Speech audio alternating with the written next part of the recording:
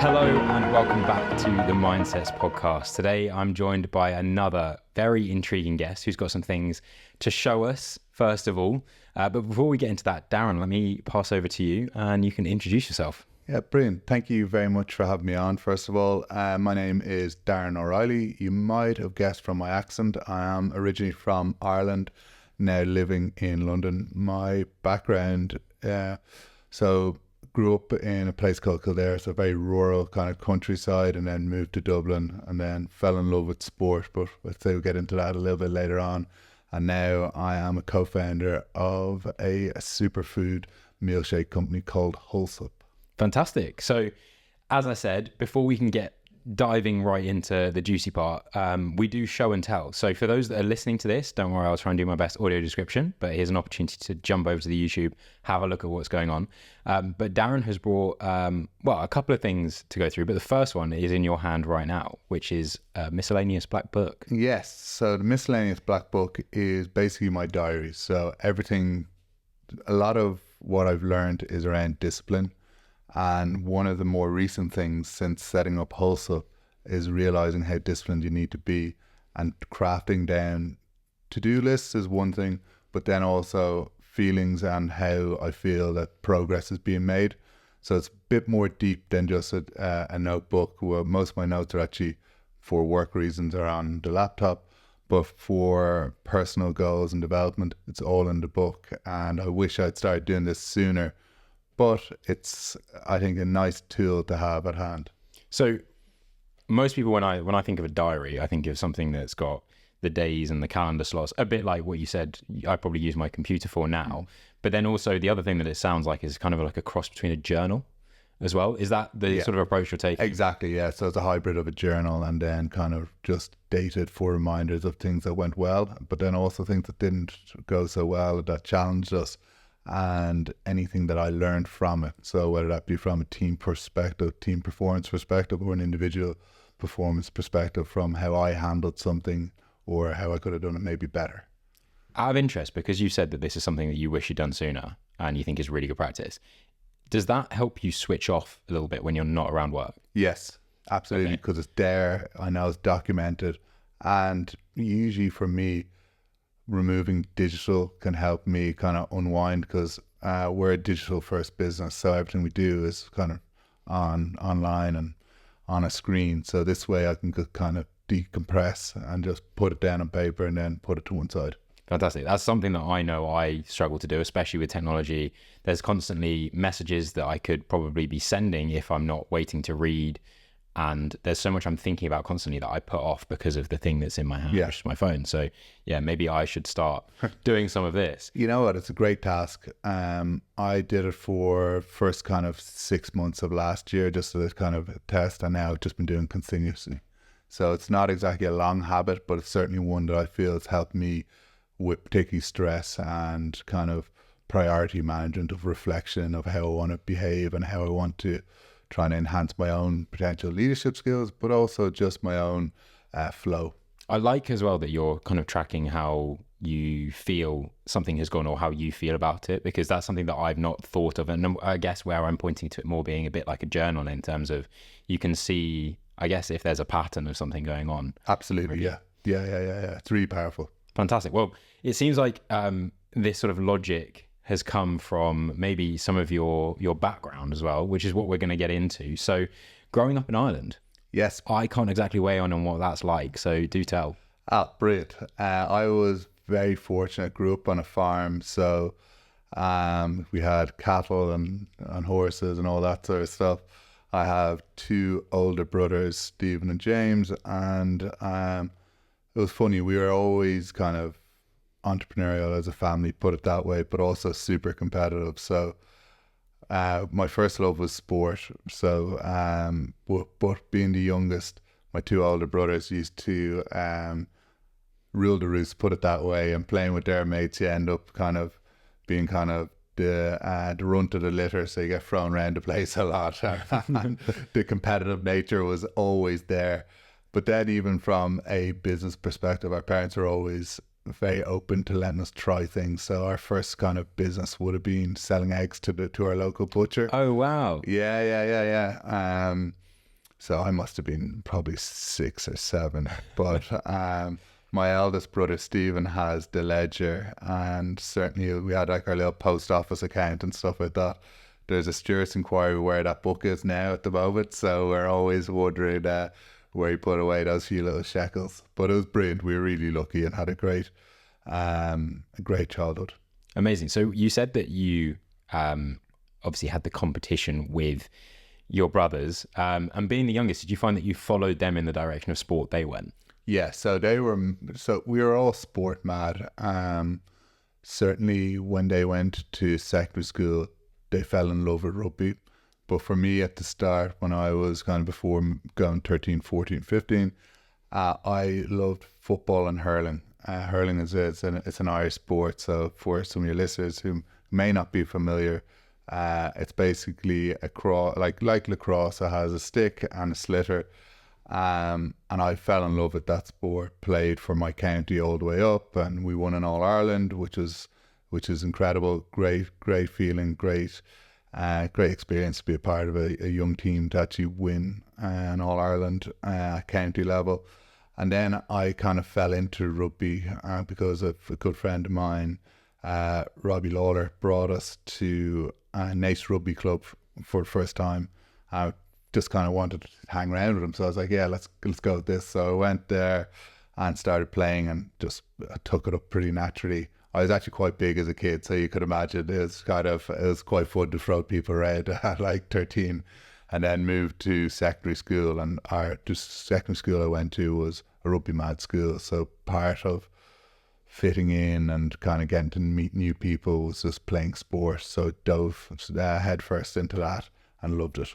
And I guess because rugby's a seasonal sport as well, when you got into school, did you have in Ireland the season of rugby, and then did you follow that? I mean, in the UK, I played quite a lot of cricket in the summer when I was younger as well. I don't know if you did that. Yeah, so that's really interesting. So you're right, it was very seasonal. So it was rugby, and then it would be athletics or Gaelic football or hurling. So I kind of tried to continue to play hurling all the way up until probably 16, 17, and that's when rugby started getting a little bit more competitive. And before summer sports in school, it would have been athletics and Gaelic football and hurling. Yeah. So when you were at school, because your school was quite rugby mad, was there anyone else that you had seen in maybe years above that were going and taking it on as a career that was kind of driving you, or was it kind of this idea that you came across yourself? No, absolutely. There's plenty of people. So, for example, so I went to 2 secondary schools, but for one of them, Gordon Darcy went out, kind of was one of the prodigies of the school. The year ahead of me would have been Rob Carney, went on to play for the Lions. Then in my own year would have been Fergus McFadden. And then in the other secondary school I went to, which is Blackrock, it would have been the likes of Brian O'Driscoll. And then like Luke Fitzgerald was a year behind me. And there's a whole host of internationals that come out of school. So it was kind of inherent that this was an opportunity. But it was like, you got to remember, professional rugby isn't a very old sport at the moment. So it was certainly a pathway to get involved with. But it was more so if you were kind of moving in that direction, you kind of get picked up by the kind of Leinster pathways and kind of doing that during the summer. And then you'd have a couple of camps here and there as an underage. And then once you kind of are playing under 18, there's kind of representative teams. When you started to get a feel of maybe this could go somewhere, it's got legs, you see other people around you being successful and you're playing with some of them, did you try and specify what position you were going to be in quite early on, or did you just play for the love of playing? At the start, played for the love of playing. So it was actually quite funny you bring that up. I was in school, I was a number 8 or a back rower, which I loved. I was brilliant, but it was soon apparent that I probably wasn't quick enough for back row, and I probably wasn't tall enough for second row. So it was an idea that I'd kind of move up to front row, which was an interesting transition. Ended up getting up to about 123 kilos in weight, getting very strong, and actually fell in love with it because it probably suited my personality to try like be physically dominant and do all that sort of stuff in at the time. So, and I always love learning a new skill, and that's probably where business came in, but challenging yourself in a different way and learning a new skill. So it's all like, people think front row is all about being physically dominant. It is definitely, but it's also the subtleties of technique and being able to shape your body, move your body in different directions. I think honestly, forwards in rugby are some of the most underrated athletes, because you guys just had to continuously stop and keep earning the ball back. I was a back, but when I was shorter, and so I would just get the benefit of, I could chill for a little while, let you guys do your thing, watch all of you grabbing each other, and then suddenly I'd get the ball, I could do something flashy, and you'd come and help me out. It was lovely.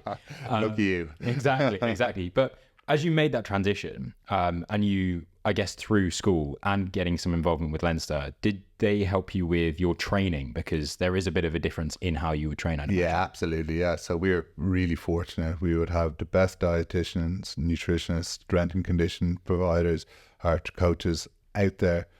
And it was very clear the difference in programming. It was all about putting on size. So my program was a lot of compound then, and then also around the diet of how we wanted to kind of stack on lean muscle. But yeah, like, we were exposed to some brilliant nutritionists and brilliant diet and S&C guys that kind of helped us as young athletes kind of negate our way through and try to get to the next level.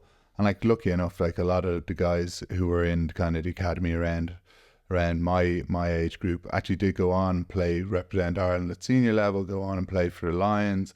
So like, the success rate was brilliant from our crop of players. And even from your side, you did actually get to play for Ireland. Yeah, underage, yeah. which was brilliant. Yeah, got to go to World Cup in Durban in South Africa, a couple of Six Nations and stuff like that. Yeah, it's brilliant. Was it like going international for your country when you're that age? It's amazing. Like, it's what you dream of. Like, we were lucky enough, we toured Australia as well, which would be something that I'll live with, I remember for a lifetime. And then even that World Cup was class, getting to play in the Absolute Stadium, playing against South Africa, Australia, all the big teams in the world. It's like, it's what, when you set out running around in your garden, you dream of doing, and to have done it, even though I was only at underage, it was amazing. Fantastic. And I guess as you transition from number 8 into the prop position, one of the things that I want to clarify, because even I think maybe I knew this at one point, I'm sure I did because of the level I got to in rugby, but loose head and tight head, you were a tight head. Yes. What's the difference? On simple terms, the tight head takes on 2 people and the loose head takes on 1, but that's on the very basis. Tight head's on the right hand side as well, and you kind of try to pin down the scrum. But yeah, that's it at its simplest, but there's a lot more technicalities to it than that. You're binding with your right shoulder instead downwards, and then loose head you kind of grab up. So in terms of technique and things, the biggest thing that is the difference between someone that probably stays at the amateur level and makes the professional level isn't necessarily just natural ability. There is a lot of technique work that goes into that. So when you ended up going professional, which I believe you were a pro for 6 years, was it? Yeah. What was the jump like from doing it as a hobby in school, alongside other things, to suddenly this is your career, this is what you do for a living? Oh, it's a dream. You're in there with your mates, and like, the funny thing is, like, you don't see it as you do see it as a job, but like, you're there training day in day out with some of the guys you grew up with, some of your best friends. The guys, like, for example, I was living with a good friend of mine, Fergus Fadden, and we drive in and out to training. It was a brilliant lifestyle. You don't realize how good it is at the time until you leave it. But everybody's competitive, so everybody wants to be getting those 1% gains, looking at how they can optimize their own performance, how they can study their game. When you talk about technique, trying to get the best scrum coaches to speak to you, working hand in hand with actually mastering that skill set. So it was brilliant. It was, and it was actually even interesting to see how much the professional and the coaching environment changed over a number of years. So first of all, like, when I was first involved with Leinster, Michael Checker was the senior coach, and see what he did with the environment there was incredible. And then I was lucky enough to come to the UK and play with Harlequins, and Conor O'Shea was the director of rugby there, and to see his different coaching technique of he was more hands off and had John Kingston running the fours and running a lot of sessions. And then at the end of that season I went back with Leinster, and then been lucky enough to be exposed to how Joe Smith and John Gibbs went about their coaching and their techniques of motivating people and how they connect with their players. But all of it, and it's only when I stepped away was after all of that, you soon realise how transferable those skills are into what the people at the time we considered like the big bag world, the corporate world. But being exposed to many different managers and many different skill sets, you realise, okay, I can use a lot of this and actually help my own team or motivate other people to excel in their roles or their jobs. I think generally, and I'm so thankful my parents got me into sport when I was so young, because I think sport teaches you so much about life on almost like a condensed scale, because the ups and downs you can have in a single game can really teach you about the ups and downs you can have over a month of a career. And likewise, the people that you work with, the people that you see as good coaches, often the reason that they're good coaches are the same reason that people are good managers and are good communicators and all of these things that you notice in the workplace. So I guess as your career came to an end, what was the reason for you sort of calling it a day with rugby and moving on? Oh, to be completely honest, I wanted to, like, when you're not playing as much as games as you want, it's your competitive nature kicks in. It's heartbreaking. You want to be playing all the time, and if you're not, it's not the place you want to be. And I always was conscious of not being too far behind the eight ball. So like, I come from what I think is quite a high performing family. I'm very lucky that my eldest brother is a serial entrepreneur, has a number of businesses, a number of restaurants and hospitality units.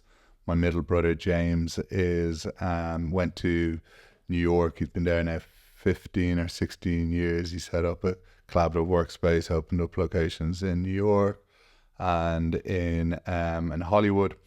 And then in the last business he was involved with, they floated on the New York Stock Exchange. So I was involved seeing the other side of the working world. So I didn't want to be left too far behind. My ultimate goal was always I wanted to play for Ireland, the senior team, and that was becoming more and more of a distant opportunity as things unfolded. And I stepped away. I don't really have any regrets from that because everything happens for a reason. I love my time, but probably if being honest, I probably wasn't maybe at that level where I was going to get to that. So that's why I stepped away. So mentally, was it more a case of, I guess you've mentioned being competitive within your own nature, because it's never nice to have a dream and sort of step away from it.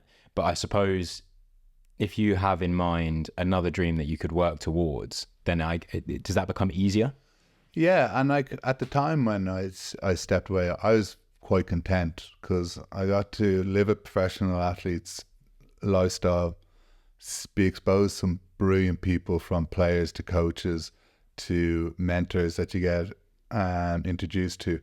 And the other thing is the skill set you have. So like, you got to be on time, you got to be disciplined, you got to be self-motivated, you have to be goal-orientated. You also need to know how to work people, so get people around you motivated, focus on a singular goal. The beauty about being in a team environment, as you said, is everybody is laser focused on results, laser focused on winning trophies or getting to finals, giving yourself an opportunity. And I soon realized that this is really easy to implement in a corporate world. Maybe not everybody having the same focus, but you can certainly learn how to get the best out of an individual when you learn or get to know them on a personal level. So if somebody's okay with clocking in at 9 a.m. and clocking out at 1 minute past 5, but they're excellent at their job, you got to motivate them in that way and understand that they have a life outside of work.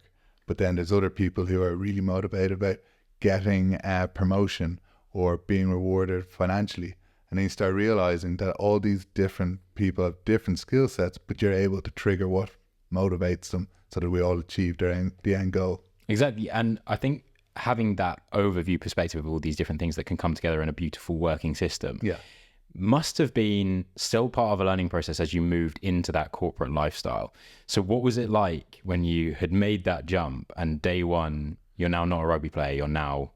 Like, look, it was part of the identity. Like, when I was growing up, like, I was like, that was my identity. Sport was everything. But I also have that personality of just throwing myself headfirst into the next task. And thankfully, when I did that, I moved into digital transformation.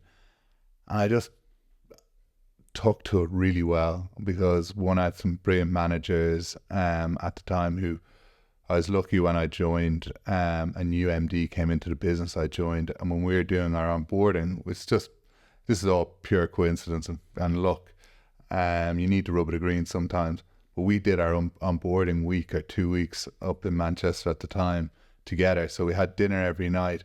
And I got to know him really well. And he took a vested interest in me, even though the reality of leaving sport, I went in at the bottom and had to work my way up. But he had a really vested interest in me. So he definitely helped accelerate my learning and exposure to different opportunities. So I have a lot of time for Kevin because he helped me out for that.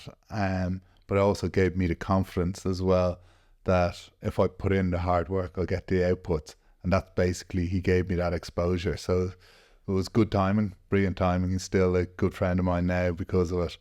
But I think it's probably part of my personality that I go head first into things and give 100%. Which can be quite scary as well. I've taken it from my own standpoint. It's like when you find something that you're becoming passionate about, it's like, oh, here we go. Like it's gonna happen. Yeah. It's almost like an addictive personality. You got to be careful of it as well. But I think if you channel it in the right way, and like this part, like having the notepad, having right people around you, trying to harness good energy, not hang around with people who sap the life out of you, all that sort of stuff. We all know it. We all have friends who are great, but we all have friends who could be a little bit too much. Yeah, and a little bit heavy on the negative side of life as well. For sure. And I guess finding something that you're passionate about, we're now at WholeSupp. Yeah. Where did that kind of grow from throughout this path? So you can see now I'm not as big as 123 kilos. So I lost about 21 kilos when I stopped playing rugby and moved into corporate world. Part of that working really hard was I was working very long hours and got up to a directorship level in the business, so heading up a sales team and leading that and strategy around that. But that had a sacrifice, and I would have thought I was extremely well educated from being exposed to some amazing nutritionists and dietitians how to fuel myself for lifestyle but also performance. But during the transition of learning a new industry, learning how to work the corporate world, I end up making some really bad food choices. So I'd have either skip breakfast or just have a coffee going into the office, or at lunchtime when I'd be trying to maximize my lunch hour by either trying to get a workout in or going for a long walk, I'd grab a meal deal, which is cheap, convenient, but nutritionally disastrous. We've all done it, and there's a big market for it. But that was when I kind of had the aha moment of, how can I solve this? Because I'm looking around the office and everybody's doing the same thing as me. Because once you get to a level in corporate world, and then in any level, everybody has different drivers, but people are just doing the exact same thing as I was. I was like, we can solve this. How do I go about it? And having the confidence from my parents, giving us a lot of freedom to try, develop your own businesses, and seeing what my brothers have done, I was like, okay, I can do this. So I knew I wasn't able to do it on my own. So I'm a massive believer in building a team around you, and that probably comes from the sporting days. So I reached out to a few people trying to find somebody who can help and inspire me to achieve this. So one of the people is my now co-founder, Dr. Brian Carson. I knew I needed an industry leader to support the formulation of our product. And Brian just got the idea straight away. He knew what we were trying to achieve, and he had the credibility. He's a thought leader in the space. He speaks at many industry events. He is extremely credible, but he's also a really good person and a really honest guy. He's not a yes person. He'll tell me if some of my ideas are harebrained, which I know them are. As a creative, you could go a little bit too far the creative direction, but he pulls me back. So Brian had a very clear vision for what we wanted, and I had a clear parameter of what I was looking for. So he had a blank sheet of paper. A lot of this industry is white label, so all our formulation has been handcrafted by Brian, led by the latest science and literature that is deep in science. So there can be fad science, which isn't done on human controlled trials, or doesn't have enough literature behind it. So some of the ingredients, so our product has 13 superfoods in it. I won't go through all of them, but some of them are like organic cherries, which is amazing for inflammation, either post-workout or just generally, because our bodies are generally inflamed. Beetroot, which is brilliant for blood flow. And the other, just named two others, which is broccoli and spinach, really high in nitrate, so really good for you. And then additionally, we wanted to have it high in protein, because we know that males and females generally aren't getting enough protein, predominantly females. So we added 31 grams of plant-based protein. And then we wanted the product to be open to as many diets as possible. So we did keep it plant-based. We have it allergen-free. And then there's also over 30 vitamins and minerals, but I won't go through a full product profile. Well, the thing that I think is really interesting about having a product like this is I have known for years throughout my training, and especially as a university student, when I was training in that environment, I wasn't necessarily fueling myself the best I could have done. But what I would try and do is make up for it with a couple of multivitamin gummies, which I've actually since learned aren't the best way, because you can't actually absorb all of that at once. But other things that I have learned, and what I like to say, and I'd be interested to know if you agree with this, nutrition and fitness is fundamentally one of the most simple things. However, and this is also true, nutrition and fitness is one of the most complex things. And it totally depends on what you're trying to get out of it. Because if you are someone that is simply looking to lose a bit of weight or get in some slightly better shape for whatever it is that you're interested in, then it's fundamentally simple. Be a bit more active, eat a bit more healthily. If you want to be a performance athlete, then the number of avenues you can go down to find ways to improve yourself. And I mean, you mentioned there with nitrates. Nitrates are fantastic for performance and endurance reasoning, in terms of being able to keep yourself going, flushing your blood of things like lactate and that sort of thing, yep. Which is actually quite a difficult thing to get from other sources. And I'm not going to go and buy a tin of beetroot and just sit there eating them one night. So having a different way, or having it involved in my meal already, is ideal. But I also don't want to go into my local supermarket and spend ages reading all the labels for how I'm going to get my nitrate and that sort of thing, because they're also not going to specifically tell me that it's in there. I'm going to have to find out for myself. So it's a convenience thing, which I think is really good. But it's also, again, as I find, and I hope people listening to this can probably agree, athletes, whether they're full-time or I guess part-time athletes, have to tag on a lot of other things in their life. But the one thing that can't really change is the consistency in training, and squeezing things in around training, like cooking, is a nightmare, and meal prep isn't always available. Yeah, and it's super interesting what you said there. So I think one of the things we've noticed is the crossover or the merge of professional and amateur athlete from a number of different things. So originally, wearables, we used to wear GPSs, now everybody wears a wearable on the wrist so that they, yeah, exactly. There it is. Another one is ice baths. Now they're becoming extremely popular for all the right reasons. But one of the things that we wanted to do with WholeSupp was cover the foundations. Like, good nutrition is cornerstone of great foundations, along with sleep, etc. But what we're trying to do is optimize our shake so that people can get absolutely everything they need at the dosage that they need. So one of the comments you made there, which is really interesting, is about the gummies. So within our shake, we put 20% of your recommended vitamins and minerals. Reason why we kept it at 20%, some people put 100 or 200. There's no need for it.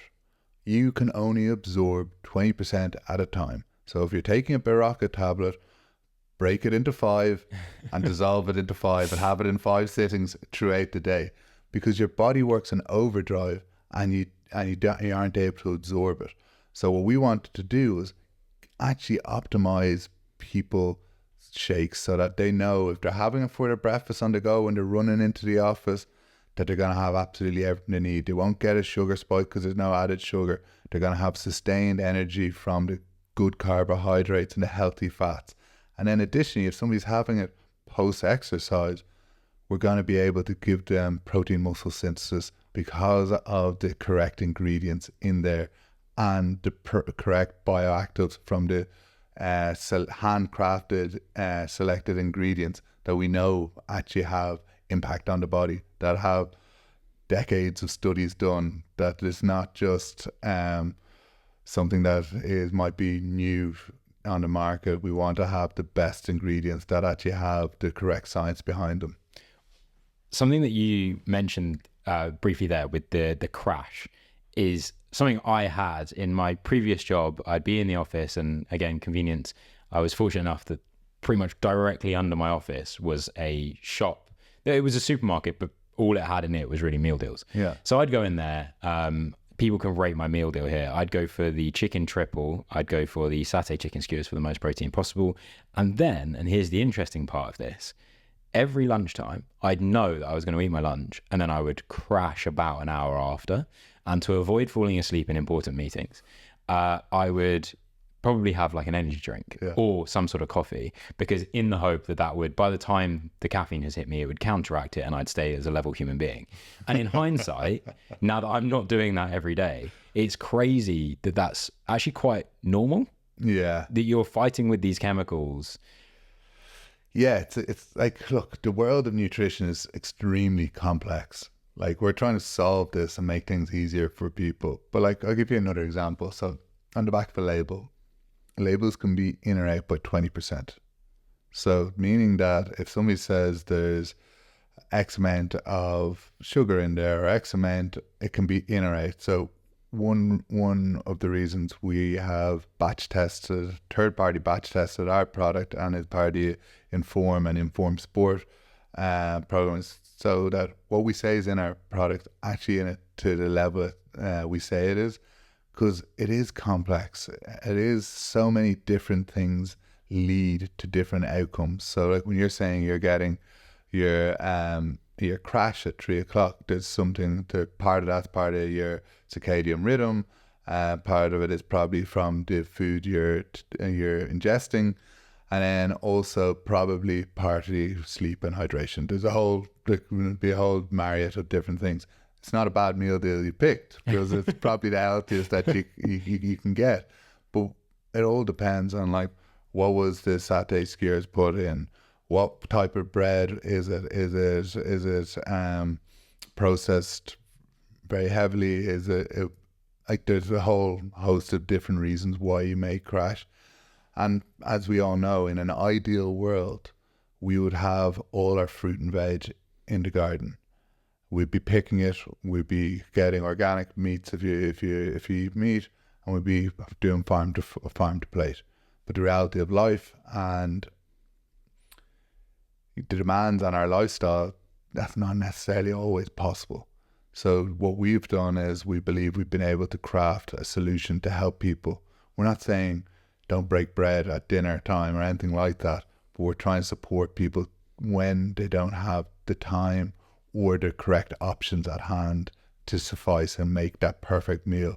This is a great solution. Or that they don't have their recovery sorted in the correct way, that they don't have everything laid out in the kit bag on their way back to the office or the way home. This is an option. I think that's the important thing as well, is you're not trying to say you don't have to eat food anymore, you don't have to cook at home anymore. It wouldn't be enjoyable. Exactly. One of the main things I love doing is going for a lovely meal, or having, like, the weather's beginning to get good now, is having a barbecue, you know, like, that's enjoyable. Exactly. And there's so much as well when it comes to nutrition. I mentioned there that in the afternoon I'd be having an energy drink which has got like 160-ish milligrams of caffeine in it. I might have a coffee which could have more or less. I don't know what's in that cup. But then if you listen to people like Andrew Huberman, who have done a great podcast on caffeine, you shouldn't actually be having it within that space of time before you go to bed, because then it's actually impacting your sleep. And two of the biggest things, whether you're a performing athlete or not, is your sleep and your nutrition. Yeah. And if you're thinking that you're going to get one of them better by shoving a certain meal and your caffeine in, which is improving your nutrition because you're actually eating something for lunch, but it's impacting your sleep, the next day you're probably going to turn towards what's comfortable, kind of comfort eating, and you're going to end up making worse and worse decisions, and it will spiral. And it just compounds over time, and that's the difficult thing. It's trying to get into a correct habit. So for me, breakfast was always my weakest meal, because I used to train in the morning and then try get to the office, and then I'd either skip having anything or just have a coffee, and then I'd try plod through till lunchtime. And that compounds over many times. I'm wondering why I wasn't getting the gains from when I was a professional athlete. So I tried to look at that from that perspective. I now have a shake directly afterwards, a WholeSupp directly afterwards, and I'm able to go to lunchtime. And then if I'm under pressure, I may have another shake, or I'll have a cooked lunch. It just depends on the balance of how your day is or your lifestyle is. But like, making poor food choices on a continuous basis just is really like compounding, and it's really hard to get out of, because your body starts craving certain, like there is a sugar pandemic, and like people, there's a reason why everybody's saying no added sugar, moving away from sugar altogether, because it is very addictive.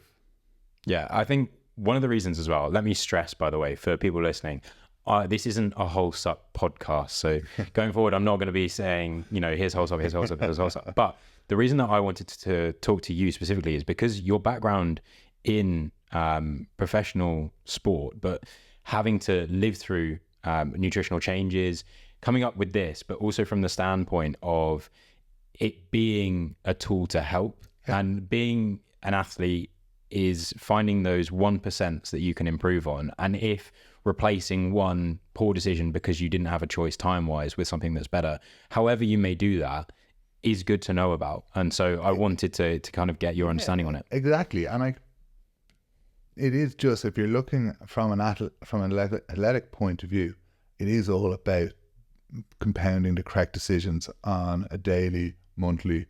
Consistency equals mastery. So if you're consistently doing the right things, you're going to get the right output. So nutrition and sleep are two of the key ones, because sleep helps with recovery, nutrition helps with recovery and performance.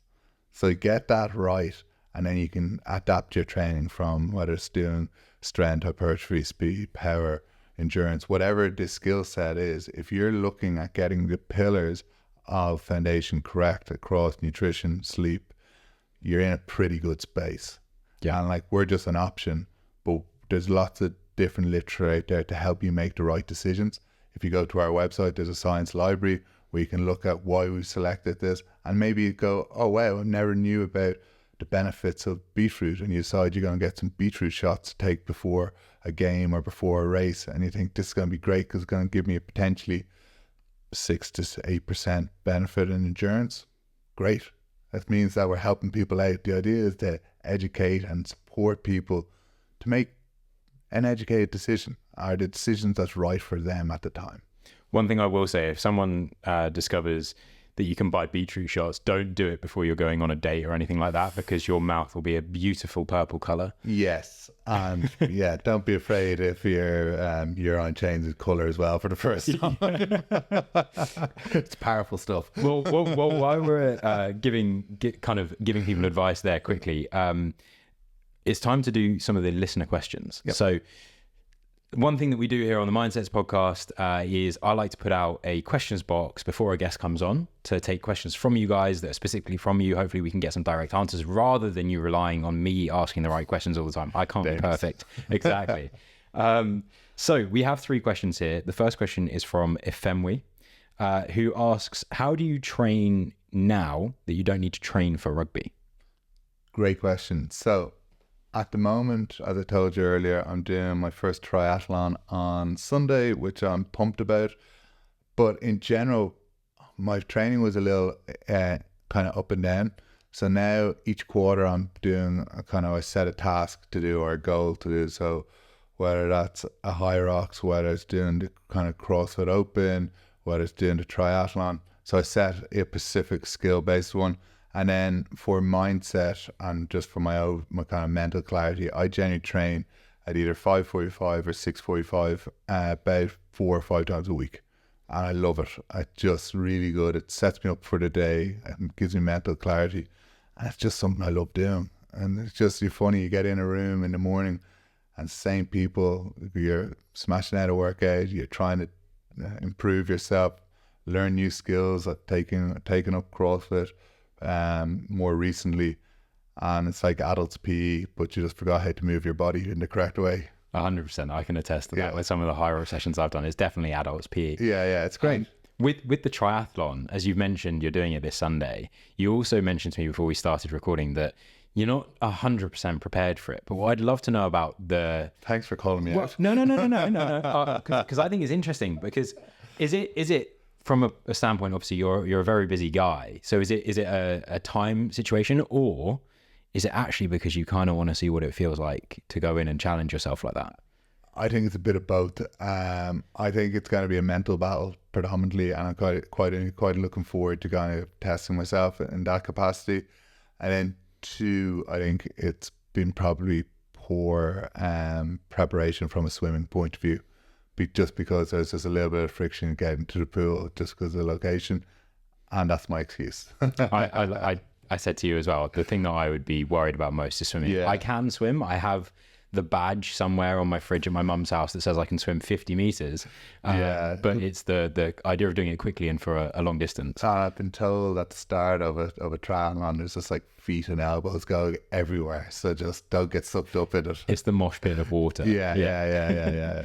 Well, we'll wish you best of luck on that. Thank you. But we'll move on to a question from Ginny. So Ginny wants to know, who do you compete with most on a daily basis? Kind of competing with yourself, because we've set goals so I've set personal goals, as kind of spoke about in the book, but also we set business goals, and like we're building a phenomenal team, like people who have come from industry leading positions, who've joined us from big PLC companies. We're managing directors who've grown businesses digitally really well, but we're competing with ourselves. We're setting some really ambitious goals as a business, but then also as collectively as a team, and then as individuals, we all have our own goals. So I think the best way of competition is looking inwards, because if you can improve what you're doing on a daily basis, the external will take care of itself. Fantastic. The last question comes from Charlotte, who asked, what is one part of nutrition that most people, so I don't think this is athlete specific, but most people would ignore? I personally think breakfast is one where most people get it wrong, just because predominantly people have a bowl of cereal and a cup of tea or coffee or a slice of toast and peanut butter, but they aren't getting enough protein, healthy fats in there. And I think it's one that can be fixed pretty easily with a little bit of thought. When you train in the morning, do you like to do that fasted? No. So I actually have a shake. So usually I might have 2 shakes in the morning. So I'd have a WholeSupp and then a WholeSupp afterwards. Okay. So yeah, so that generally sets me up. Andrew Huberman that was a female question, was it? It was, yeah. Yeah. So actually Andrew Huberman did a really interesting podcast just on female performance and how to optimize that for their cycle, and the dangers for females training fasted. Males have a different make up so we can do it a little bit better, but he still recommends trying to get about 30 plus grams of protein before you train. I think it's incredible now thinking about fueling. And I've had coaches and people that I train with now that seem to be making much smarter choices. And I look back and I was at university and we were all kind of just doing what felt right. And you hear all these things about intermittent fasting and this sort of thing. And ultimately, you could be putting yourself at risk of injury in those sessions. Yeah, and the problem is that we're all exposed to unregulated advice. So, and social media is amazing, but we're fed. If you go through your feed, and like my one's like a lot about training and food and stuff like that, but it's all contrasting advice. So it is really difficult, and it is a really noisy space. But personally, I think if you can strip it back and try to get your foundation set, so looking at your sleep, looking at the food you consume, supplements you look at, everything like that, and just bring it back to basics. And then anything additional that you want to add on or try, supplement it on top of your foundations, but get the foundation set, because then you'll be able to master whatever you're trying to do. Fantastic. Now, we like to do a bit of self-reflection at this point. So I want you to remove me from this chair and imagine either one version of your younger self or three different versions at different points in life. But you need to give them three pieces of advice. What would three bits of advice for a younger version of yourself be? Probably at the start, having more self-belief, even though I was very confident and outgoing and stuff like that. In my younger years. Another bit of advice is continue to back yourself. So they're slightly different, but when you back yourself now, we know we're doing something really special. And then the third one, which I think is really important, is just try to enjoy the process, because what it adds in any life, it's not linear. It goes up and down. So you can't get too low when it's low, but enjoy the high bits as well. Take it in, and actually part of the book is trying to write down them and take knowledge of it as well. I guess, again, as you said, that kind of comes into the book, because it's very difficult. And I think this is one of the things that is discussed heavily when it comes to mental health is some people have a tendency to feel the lows a little bit more than some of the highs. And some people feel a lot of the highs and don't then pay too much attention to the lows, which can end up causing a spiral or in either direction. So finding a way to sort of ground yourself, but then tying into that, it kind of seems from your first two bits of advice, be a confidence level as well, and a confidence at staying at that is probably the advice that it sounds like you're giving, which is good advice. Yeah, and just be consistent and be comfortable in your own skin, do what you're doing. Like it's funny, and I think age is a bit like that, because you get a little bit more wiser and a little bit more competent in what you're doing, and particularly when you're growing out a team and doing all that sort of stuff, you start to feel a little bit more assured of your decisions. But certainly when I was younger, that sort of stuff should have been probably a little bit more assertive. I think as well, one of the things that's really difficult is when you're young, because you're young and you see all of these other adults doing their thing, you assume that everyone knows what's going on. And as you get older, you realize no one really knows what they're doing. Everyone's trying to figure it out. Everybody is trying to figure it out, and that's okay. Like, it's, as I said, nothing is linear. Enjoy the process of learning. Like, as I think we alluded to during our conversation, throwing yourself in the deep end, being uncomfortable is a great place to be, and being curious to find out what you can achieve or what you can push your body to in a certain limits. That's the enjoyable part. And then everything else will look after itself. Fantastic. The last question we have is from the previous guest. So we had Urian calling us all the way from Turkey. Cool. He's currently cycling around the world. So his question is actually quite cycling specific. So he wanted to know, if you had to cycle 10,000 kilometers, where would you start and where would you aim to finish? Good question. I would start in New York maybe and try cycle to California, but don't think we'd get there. Probably not. Run out of gas. Yeah. What is it about that sort of journey that you'd want to do? I just think it'd be cool to see Middle America. I've spent a good bit of time for work and visited my brother in New York, which I love that city. I think it's great. But I'd love to cycle across kind of like that Route 66 and see a few of the stops along the way. I think you'd see a lot of different cultures, expose yourself to different environments as well. I don't know if my legs would hold out, but I try my best. I think one of my dreams is to road trip America someday, and as you said, experience those little mini cultures along the way.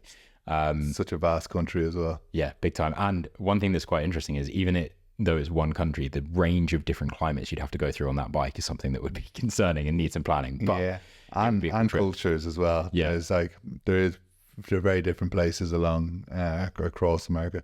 Yeah, well, good answer, but I have to ask you for your question for the next guest, and I'm not allowed to tell you anything about who they are. Okay. I actually like this one to do this in a bit. If you're having a dinner party, who are your 5 guests and why? Ooh, very interesting question. Yeah. Okay. Well, if you're listening along, have a go at answering that question yourself, but also come back to the next episode and we'll see how that next guest answers that. Darren, you've been fantastic today. Thank you very, very much for coming on. No, thanks for having me. Just so people know, where can they find you? Where can they find WholeSupp? And what does it look like? I know you've got something down there with you to show. Yes. So you can find me on LinkedIn or on Instagram. And then WholeSupp is at wholesupp.com. Any questions at all, just reach out, and I'm happy to answer them. The team, or if I can't answer them, the team will answer them. And then we might put a discount code in the show notes for some of your listeners. Oh, amazing. Well, there you go, guys. Again, this is an option for you to basically make your life more efficient. So that's what you could have. And yeah, drop both a follow. While you're there, if you're on Instagram or any social media, then look for at mindsets_podcast. If you're not already following, drop it a follow, drop it a like, share some of the amazing stories we've had. This is one of many, and we will continue to have interesting discussions with current, former, maybe even pre-athletes, and we will continue that conversation going on. So again, thank you very much. You've been fantastic today. It's been a pleasure having you, and to those of you listening and watching, I look forward to seeing you in the next episode.